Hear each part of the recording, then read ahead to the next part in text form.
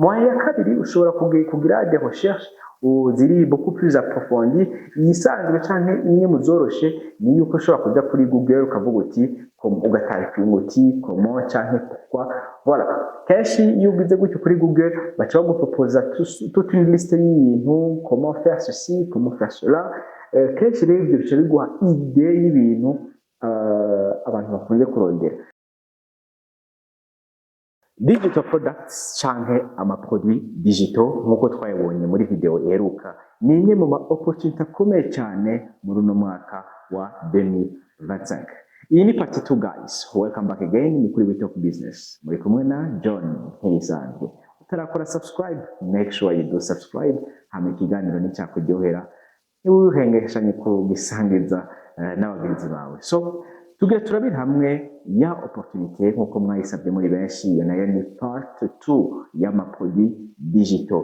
Kuba tabyibuka neza cyane kuba bataravye video, please go and watch the video muza kuyisanga hejuru. So ni video ibasigurira neza opportunité igezweho cyane ariko isa nkaho umwanya uriko uragenda utayiravye cyangwa ukabuyiravye uteba sinakubesha ariko umwanya uriko urakujana. Ni opportunité bisaba gukora n'inguvu cyane muri kino gihe kugira ube mu bambere bayi beneficia. Iyo rero niye siyindi ni amaproduit digital. Amaproduit digital twagerageje kubisubiramo cyangwa guca ku masonga muzobisanga beaucoup plus en muri video twakoze. Ni uburyo ushobora gukora gupackaginga ama information atandukanye sous forme de produit ugashira muri ayo ma produit ugashiramo des informations. Abantu rero ikintu bazokora bazokugurira des informations.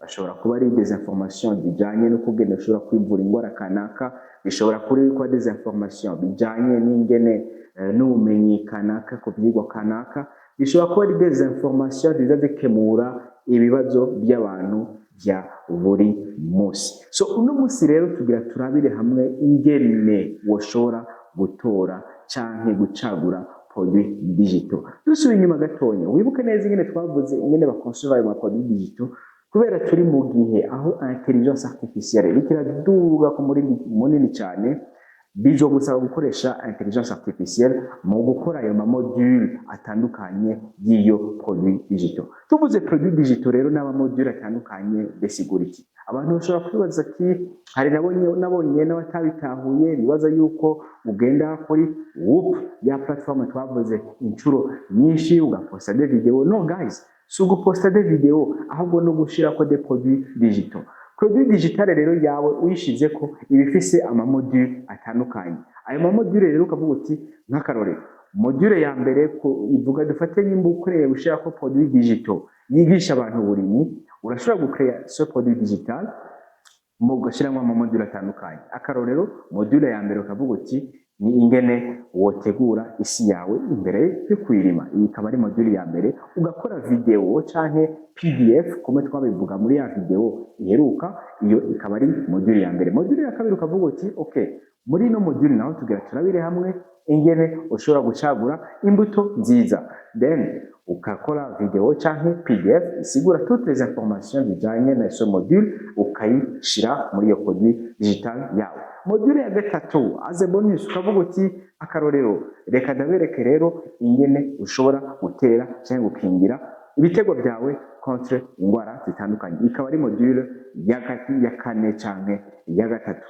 Byose ukabikira sous forme de vidéo cyangwa sous forme d'une PDF, then iyo produit digital yawe ikafisa amodule atandukanye ugacishira kuri Whoop. Whoop rero no igeranya kuba tabitahuye reka tubisubiremo. Whoop twegeranya nka alimentation. Hari abantu benshi bakunze kwibaza ati none ninashira kiyo produit digital yanje nzoronka abakiriya byoroshe. Guys, muri alimentation iyo ushize ikidandazwa muri alimentation ubu ufise amahirwe yuko abantu bazoza kukigura nkuko hariho n'ayandi mahirwe yuko abantu batazoza kukigura. So rero wewe urapfa gushira icyo kidandazwa abantu bakiguze senya batayiguze naho nikosa ryawe, sikosa ry'abaguzi ahubwo nikosa ryawe kubera yuko washizeho ikintu abaterese. Rero wowe nk'umudandaza iyo ubonye ushizeyo produit abantu badakunze nta kamaro ko kuyigumiza ko tuyikuraho ugashiraho ibindi abantu bakunze. C'est exactement le même concept uzana muri iyi business model y'ama produit digital. Uposta ama produit atandukanye wifashishije intelligence artificielle kumwe twabivuga hama ukayishirako ubonye ikunze c'est bien nickel ubonye batayikunze cyagura iyindi product aba ariyo ushirako so rero twabandanije ingene ushobora gucagura produit digital yawe hari amamaniere menshi ushobora kugira akarorero nk'ubu ryari hariho umuntu muri iyo haheze nk'amezi nk'atandatu cyangwa umwaka umuntu wo muri Venezuela yafashe yagomba gucreya software d'un produit digital yasigura ibintu bitandukanye sur comment ushobora gukora amatelefone loga nta bumenyera yafiseko ariko ikintu yaciye akora yafashe des videos ziri kuri YouTube aragenda arazikopya arazikola muri ya produit digital yiwe ni ukuvuga aragenda araraba ati yagiye gutayipinga kuri YouTube aravuga ati comment réparer ce téléphone sera un tel problème voilà uyu ugize gutyo kuri YouTube baca baguha ama video menshi so le gars qu'est-ce qu'il a fait yaranalije video za fonctionner abantu benshi bakunze arazikopya zose boom aca zikora muri ya produit digital yiwe aca arishira kuri YouTube arayigurisha abantu barayiguze ku bwinshi and then Sumuwacho wiki na kimwe icyo yakoze wewe yafashe information abantu badafise kuko hari abantu badafise umwanya wo kuja kuri YouTube ngo baklike ngo typing ngo ronde ngo bashakashise no bakeneye quelque chose de quelque chose quelque chose de très très bien préparé rero wewe ikintu yaciye akora yafashe za video abantu yabonye bakunze adishira muri package imwe hama abantu baraza baramugurira iyo produit digital yiwe niyo rero ni forme de produit digital aho atanakimye office cyo gukora uretse guhereza abantu ikintu atamwanya bafise wo kujya kurondera so iyo ni moyen une des moyens ushobora kwifashisha mu gucagura produit digital yawe moyen kabiri ushobora kugira des recherches ziri beaucoup plus approfondi yisanzwe canke imwe muzoroshe ni yuko ushobora kuja kuri Google ukavuga uti ugatanga uti comment canke pourquoi voilà kenshi iyo ugize gutyo kuri Google baca baguproposa toute une liste y'ibintu comment faire ceci comment faire cela kenshi rero ibyo bica biguha idée y'ibintu abantu bakunze kurondera ajya amajambo kenshi Google iguproposa tahura yuko kenshi na kenshi byerekana amajambo abantu baba bariko bararondera ku bwinshi bisigura ni ukuvuga bafitiye inyota yo kumenya rero wewe akazi kawe nako kurondera ivyo bintu abantu bafitiye inyota yo kumenya hama akaba ari byo uza ugapackaginga sous forme de produit digital rero iyo ni imwe muri moyen nyinshi ushobora gucaguramwo produit digital yawe yindi moyen nayo isa yoyo nk'iyo washizemo ingufu nyinshi cyane ushobora gukoresha ama platform atandukanye ukajya kuri Instagram ukajya kuri TikTok ukicara ukarondera ubumenyi ukarondera ikintu abantu bafite inyota yo kumenya hama akaba ari cyo ugerageza gukora produit digital yawe niwe ikora rero umenya yuko abantu ahantu hose bazobabona ahantu ikintu gishobora gukemura ingorane bafise niyo icyo kintu bazokigura atankomanzi so rero uko niko ushobora gucagura produit digital yawe wifashishije amouti usanzwe ufise ushobora mbere no kuriha certains outils de l'intelligence artificielle kugira zigufashe kuguha amadone ni kimwe tugira guys kenshi the most successful people in the world ikituma baguma bari hejuru nuko bafise des données bafise des informations nibyo tunga muri kino gihe tugezemo so rero ushoboye kugira moyen de combiner toutes sortes d'intelligence artificielle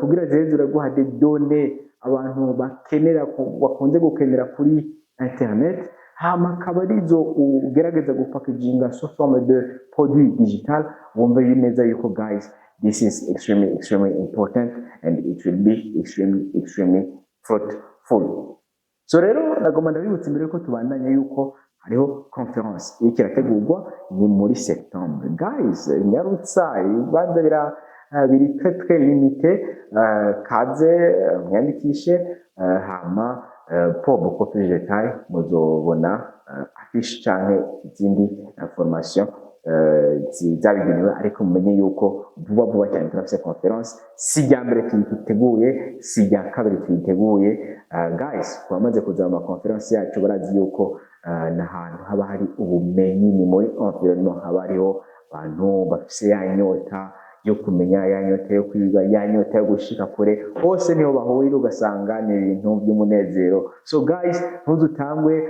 azoba ari ahantu ushobora kwigira ibintu byinshi, ushobora guhora n'umuntu akubera ngirakamaro mu buzima. So amafaranga zacu abazizi barazizi guys, it will be extremely powerful. So rero mu guheraheza topic yacu y'ino munsi, les produits digitaux ni imwe mu business ariko agiye kuba fruitful, ariko nkuko nabivuze tugitangura, you need to act now. Utegereza kwactinga ubu nyene turiko turavugana, don't be too late. And kuko uko opportunity, uko utera ubiha umwanya munini, niko opportunity itera idisparisa. Nk'akarorero jewe nitangura kumenya opportunité y'amaproduit digital na karorero, sur le marché français hariho only 3 digital products, ariko ubu tuvugana muri uno mwanya ugiye kuraba hari amaproduit digital yo mu rurimi rw'igifaransa de milliers, bisigura yuko abantu bariko baramenya ces informations. So iyi ni moyen nayo comme bonus cyatwasezera niyo kugira ne guys, gerageza wiyubake sur les réseaux sociaux. Voilà, yubake sur les réseaux sociaux, hama comme ça bizokohera gushira ko produit digital yawe. Iyo tuvuze rero kuyubaka sur les produits digitaux, sur les réseaux sociaux, ni kuja kuri YouTube, ni kuja kuri TikTok, ni kuja kuri Instagram, abantu bakomenye muri niche kanaka. Ni niche ivuga intelligence artificielle, c'est bon. Ni niche ivuga de business en ligne, c'est bon. Mugakoresha rwa rurimi abantu bumva guys. Don't focus on this market of Africa, focus on the market of the US, focus on the market of the Europe. Ivyo bizogutuma ushobora kuronka des potentiels clients, mugabo washoboye kugira ne ko building des réseaux sociaux, washoboye ku building nozenya your trust mu bantu bakakwizera, then bakabona yuko you are someone who is trustworthy. Guys, reka tubashimire cyane. It was John Shire, we talk business. Intereko tusubira in the next video. I love you so much. Bye bye.